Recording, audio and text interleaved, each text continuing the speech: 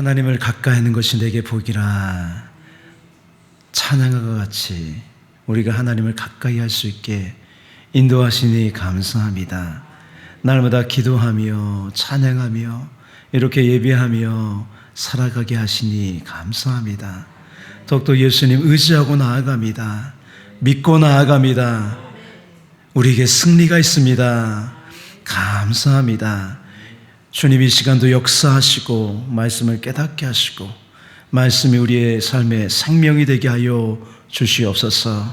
감사하고 우리 주 예수 그리스도 이름으로 기도하옵나이다. 아멘. 하나님 말씀 보겠습니다. 마가복음 7장 14절에서 23절 말씀입니다. 우리 함께 읽겠습니다. 무리를 다시 불러 이르시되 너희는 다 내 말을 듣고 깨달으라.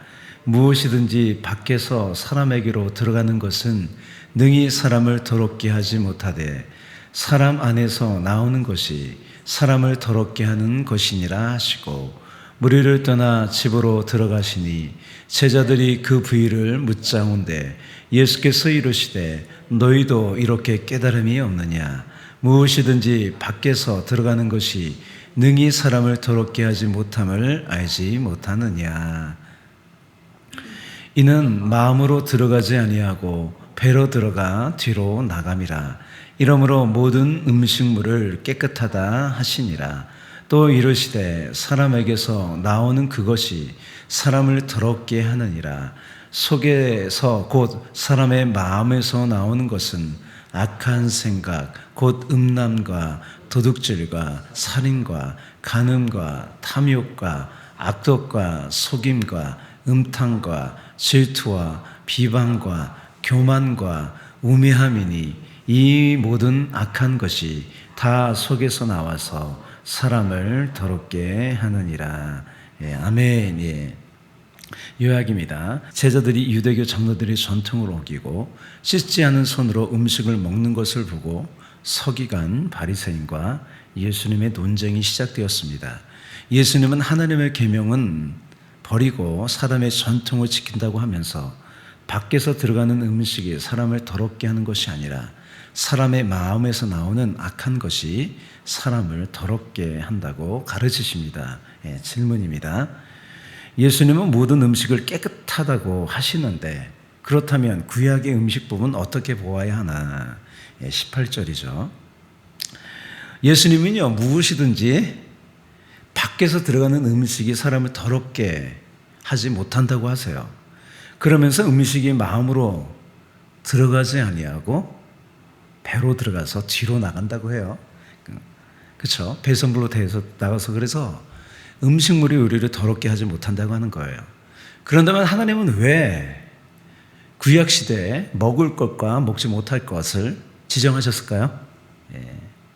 율법에는요 절대로 바꿀 수 없는 절대적인 법과요 상황에 따른 상황법이 있어요. 말하자면 음식법은요 상황에 따른 법이에요.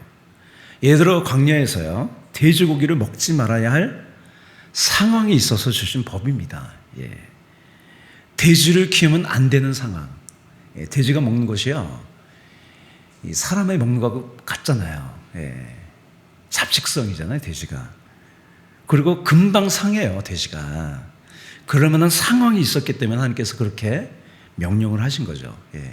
신약시대에 와서는요 음식법이 달라졌어요. 그래서 초대교회는요 이렇게 규정했어요. 이것도요 절대적인 것이 아니라 위대인들을 배려해서 이제 규칙으로 삼은 거죠. 사도행전 보면 이렇게 규정하고 있어요. 다만 우상의 더러운 것과 우상의 재멸한 거 먹지 말라는 거예요. 유대인 때문에. 음행과 이 음행은 아니고요. 목매어 죽인 것과 피를 멀리하라고 편지하는 것이 옳으니. 다 괜찮은데 유대인들이 해서 이거 먹지 말자 이렇게 결의를 한 거죠. 이런 음식법과 같은 것은요 시대와 상황에 따라서 바뀔 수가 있어요. 그런데 본문 앞에 보면 예수님께서 어떤 계명을 언급하냐면 부모 공경 계명을 언급해요. 여러분 부모 공경 계명은요 폐기할 수 없어요. 그렇잖아요. 우리가 부모와 자녀의 관계 가운데 자녀로서 부모를 공경하는 거 하나님은 이거는 계속 바라시는 거예요. 예. 그런데 유대교는요, 이 부모 공경 계명을요 변질시켰어요. 고르반이라고 하잖아요. 고르반. 구약 시대에 하나님께 드리는 제물이나 예물을 이건 고르반이야 하고 구별되어 놓으면 그걸 손댈 수가 없는 거죠. 그래서 부모에게 드려야 되는 제물과 물건을 그냥 고르반이라고 하면 안 드려도 된다는 거예요. 그러니까 이렇게 해서 그 부모 공경 계명을 어기는 거죠. 예수님은요, 음식을 먹기 전에 반드시 손을 씻어야 한다는 이 사람의 계명이에요. 사람이 만든 규칙을 하나님 말씀처럼 지키는 그들의 외식을 지적하는 거예요. 그러면서 사람의 세운 계명을 지키지 않으면 정죄하고, 오늘 소개한 데가 바리새인들이 정죄하잖아요. 죄인 취급하는 그들의 잘못을 지적하는 거예요. 왜냐하면 이것을 한다고 해서 사람이 깨끗해지는 것이 아니기 때문입니다. 예. 적용하면 그래요. 하나님이 주신 계명은요, 사람을 깨끗하게 해요. 예. 사람 망하라고 주신 계명이 아니에요. 우리를 깨끗하게 하고 거룩하게 살라고 하는 거거든요. 우리 잠언서 이 중요한 말씀 한번 같이 읽어볼게요. 대저 명령은 등불이요 법은 빛이요 훈계의 책망은 곧 생명의 길이라. 할렐루야. 예. 질문 두 번째입니다. 왜 사람에게서 나오는 그것이 사람을 더럽게 할까? 20절이죠. 예수님은요, 사람의 마음 속에서 나오는 악한 것을 이제 이렇게 말씀하시고 열거하세요. 21절에서 23절 한번 같이 읽어볼게요. 아까 읽었지만, 속에서 곧 사람의 마음에서 나오는 것은 악한 생각, 곧 음란과 도둑질과 살인과 간음과 탐욕과 악독과 속임과 음탕과 질투와 비방과 교만과 우매함이니, 어리석다는 거예요. 예. 이 모든 악한 것이 다 속에서 나와서 사람을 더럽게 하느니라. 이 모습은요, 하나님을 떠난 인간의 모습을 드러내요. 타락한 거죠. 그죠? 특별히 하나님을 섬긴다고는 하나 하나님을 제대로 섬기지 않는 서기관과 바리새인도 예외가 아니라는 거예요. 왜냐하면 예수님께서 이제 전에 보면, 이 본문 전에 보면 이사야 말씀을 인용하면서요, 이 백성이 입술로는 나를 공경하되 그 마음은 내게서 멀다, 이 말씀을 인용하면서 말씀하셨거든요. 하나님을 경외하라는 계명은 버리고 사람의 전통을 지키기 때문이에요. 예. 내가 하나님을 입술로는 공경하되 마음으로 멀리하면요, 마음이 부패하게 됩니다. 예. 예레미야 선지자도요, 만물보다 거짓되고 심히 부패한 것은 사람의 마음이라고 했어요.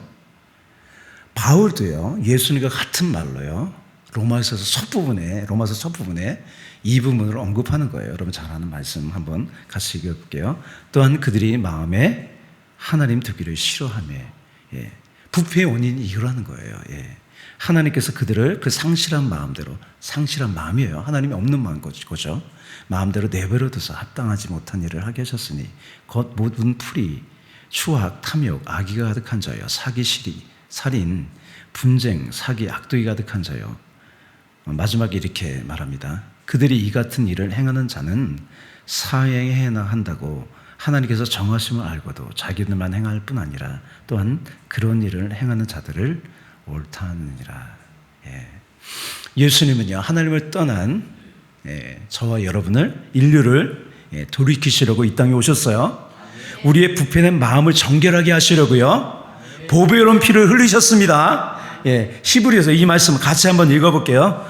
염소와 횡소의 피와 및 암송아지의 죄를 부정한 자에게 뿌려 그 육체를 정결하게 하여 거룩하게 하거든 하물며 영원하신 성령으로 말미암아 흠없는 자기를 하나님께 드린 그리스도의 피가 어찌 너희 양심을 죽은 행실에서 깨끗하게 하고 살아계신 하나님을 섬기게 하지 못하겠느냐. 예.